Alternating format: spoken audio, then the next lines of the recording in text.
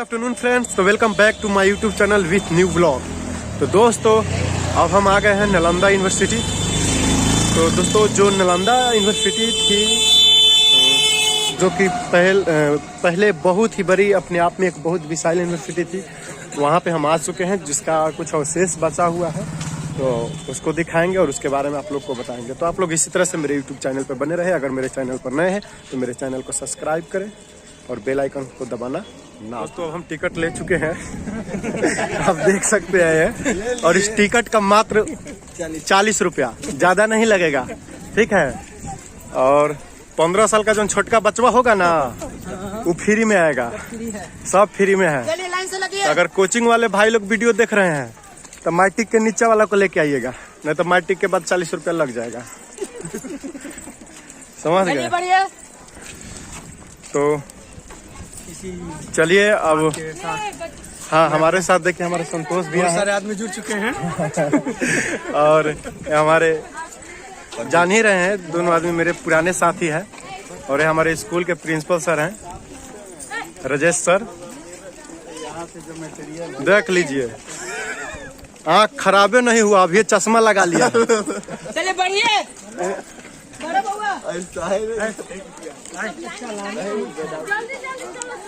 तो जैसा कि आप देख सकते हैं, हमारे पीछे फूल नहीं दिखाई दे रहा होगा आप लोग को पूर्ण रूप से, अभी जाकर दिखाते हैं। जो नालंदा यूनिवर्सिटी का अवशेष है उसके करीब अब हम लोग आ चुके हैं, इंटर कर चुके हैं। और चलिए अब वहाँ जाकर दिखाते हैं किस तरह का अवशेष बचा हुआ है। तो आप लोग इसी तरह से मेरे चैनल दोस्तों देख सकते हैं, यहाँ से हम एंटर करते हैं जो नालंदा यूनिवर्सिटी का अवशेष बचा हुआ है उसमें। और यहाँ से एंटर करके देखिए सभी लोग जा रहे हैं, उसी क्रम में हम भी जा रहे हैं धीरे धीरे इन लोगों के साथ में।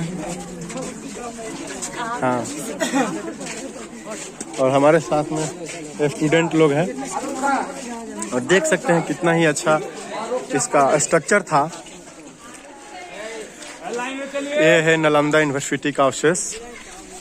तो मैं इसका इतिहास के बारे में अगर मैं आप लोग को बताऊं तो इस यूनिवर्सिटी का निर्माण जो है गुप्त वंश के शासक कुमार गुप्त करवाए थे। और बता दे तो कि इस यूनिवर्सिटी में बहुत दूर दूर से, माने विदेश से, देश के कोने कोने से बच्चे आते थे पढ़ने के लिए, और यहाँ पे बहुत ही अच्छा पढ़ाई होता था।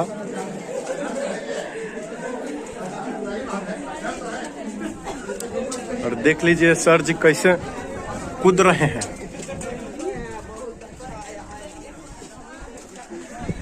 यूनिवर्सिटी का अवशेष है।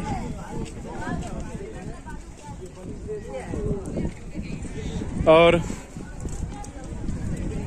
दुर्भाग्यपूर्ण की बात है कि इस यूनिवर्सिटी को नष्ट कर दिया गया बख्तियार खिलजी के द्वारा।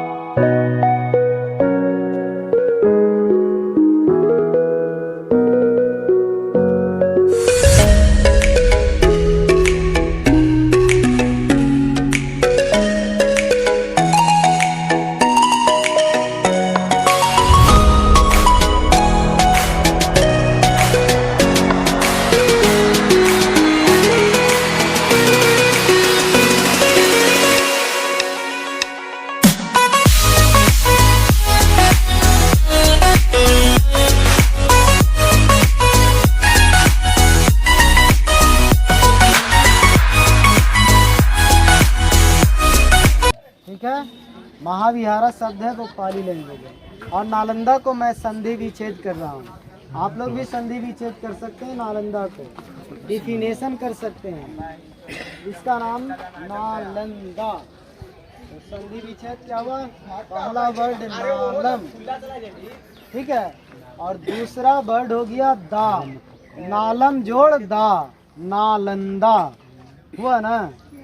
नालम का अर्थ होता है कमल, जो lotus flower, symbol of knowledge कहते हैं। ज्ञान का प्रतीक माना जाता है। और दान की गिव, वह स्थान जहाँ फ्री ऑफ कॉस्ट ज्ञान रूपी दान दिया जाता था, उसी स्थान को नालंदा कहते हैं। अच्छा लगा?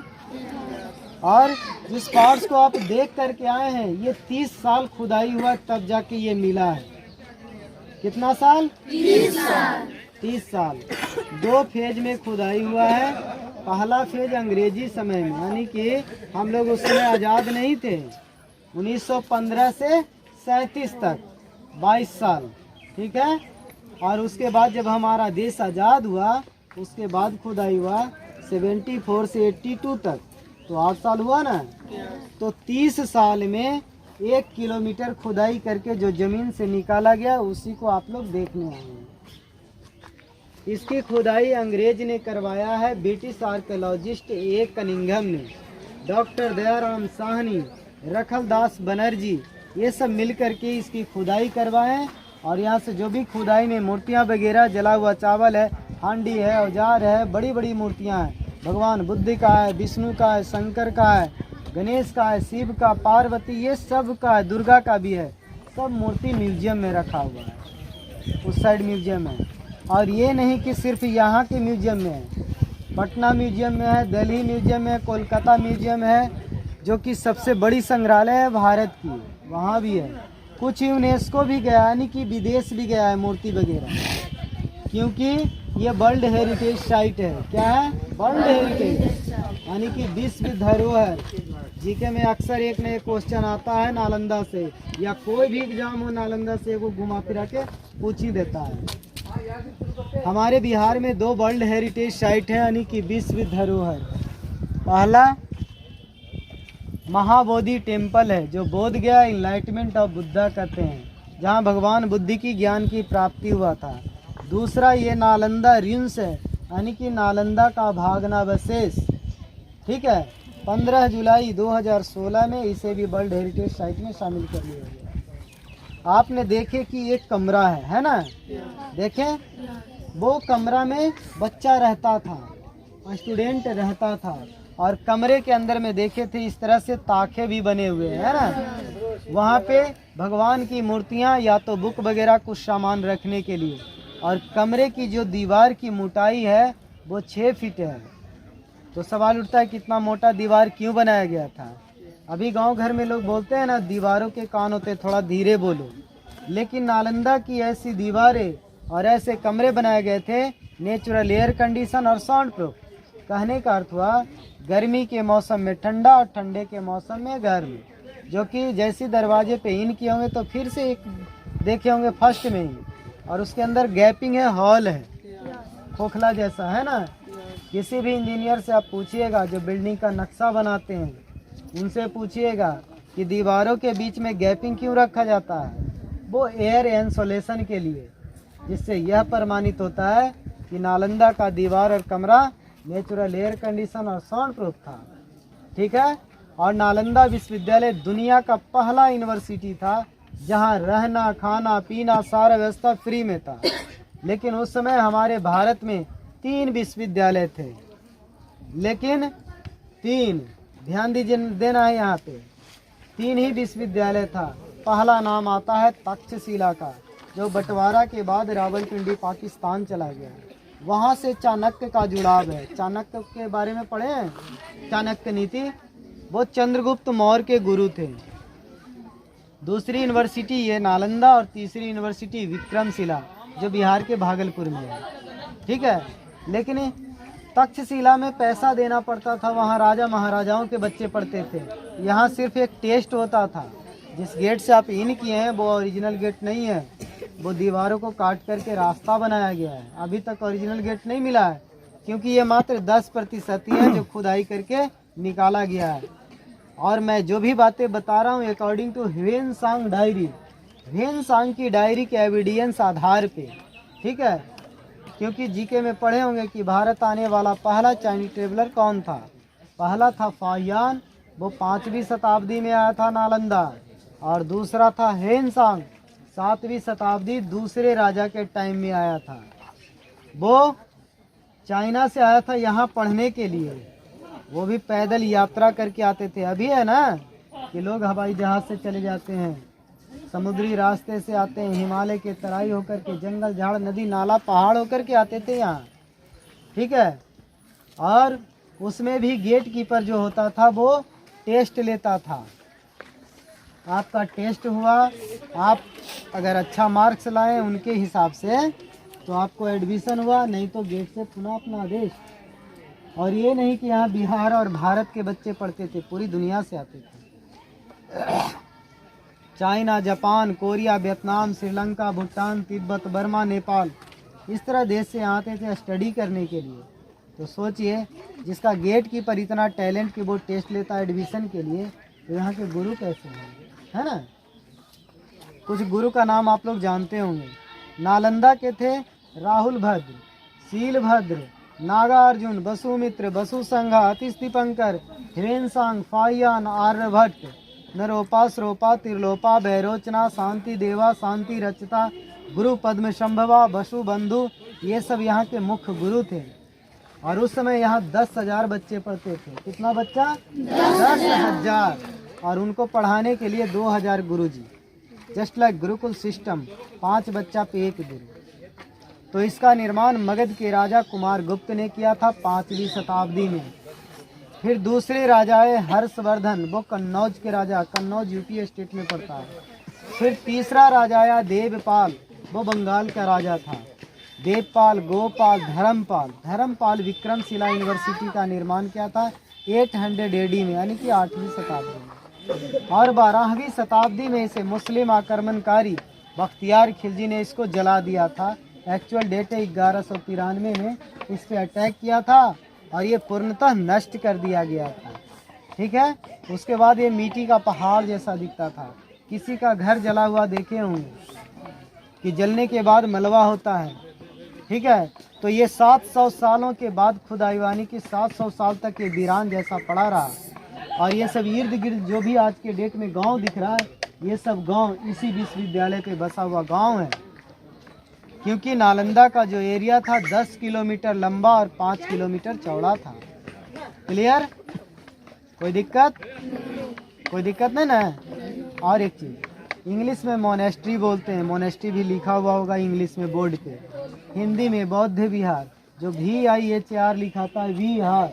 विहार का मतलब होता है रहने पढ़ने की जगह को विहार बोलते हैं। और हम आप इसको समझने के लिए हॉस्टल छात्रावास। क्लियर? और वो बड़ा सा स्तूप देखे होंगे, है ना, जिसका कि बुक में फोटो रहता है, उसका नाम है शारीपुत्रा स्तूपा। तो सवाल उठता है कि शारीपुत्रा कौन थे? शारीपुत्रा भगवान बुद्ध के प्रिय शिष्य थे, डिसाइपल थे, यानी कि बुद्ध भगवान के शिष्य। और उस समय कैपिटल हुआ करता था राजगृह। क्लियर? उनका वो जन्म स्थान और निर्वाण स्थल, यानी कि जन्म भी और मृत्यु भी यही हुआ है। उसी पवित्र स्थान पे 1000 वर्ष बाद नालंदा विश्वविद्यालय का निर्माण कुमार गुप्त ने किया 413 ईस्वी में, यानी कि 500 AD में। क्लियर? AD और BC समझते हैं? AD हो गया कि ईसा मसीह के जन्म के बाद, ठीक है, AD हो गया। और ईसा मसीह के जन्म के पहले BC हो गया, बिफोर क्राइस्ट। क्लियर? कोई दिक्कत? ठीक है, बता दिए, ठीक है। आप लोग खुशी खुशी घर जाइए। घूमने के क्रम में हमें मिले यहाँ के local tourist local guide Sanjay sir, जो कि हमारे बच्चों को बहुत कुछ बताए और बहुत कुछ समझाए। उसके लिए बहुत बहुत धन्यवाद सर। तो सर, आप कुछ हमारे व्यूअर से कहना चाहिएगा? नहीं, ठीक है, हम यही कहेंगे कि जब भी बच्चे को लाइए या कोई भी एनी हो, तो गाइड जरूर लीजिए, क्योंकि ये पूरा एक्सकेवेटेड साइट है, खुदाई का पार्ट है। कहाँ क्या है ये तो गाइड के माध्यम से ही पता चलता है। जी, बहुत बहुत धन्यवाद। हेलो दोस्तों, तो अब हम आ गए हैं म्यूजियम में जो खुदाई के दौरान मिला हुआ वस्तुएं हैं, जो मूर्तियां हैं, वो रखे हुए हैं। तो मैं आप लोग को दिखाता हूँ जो खुदाई के दौरान, नालंदा यूनिवर्सिटी के खुदाई के दौरान जितने भी मूर्तियाँ मिली थी, जितने भी अवशेष मिले हुए हैं, जो है नालंदा के म्यूजियम में रखा हुआ है। तो आप देख सकते हैं।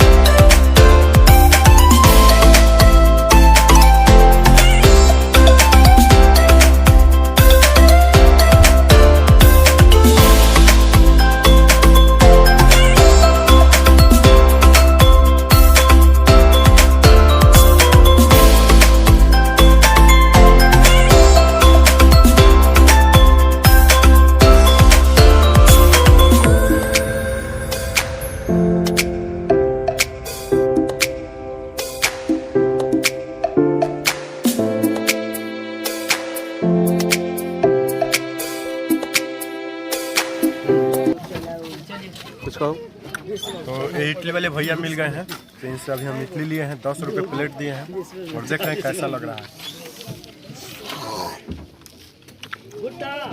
बड़ा मस्त है, बहुत बढ़िया है, सही में बहुत अच्छा लग रहा है। कब से बना रहे हैं? कितना दिन से इडली बेचते हैं आप भैया? कितना दिन से बेचते हैं भैया? 5-6 साल से इडली बेचते हैं। कितना कमा लेते हैं रोज? मतलब 500 400-450 रुपया रोज इडली बेचकर कमा लेते हैं भैया। और बहुत ही स्वादिष्ट बना है, बहुत ही अच्छा बना है।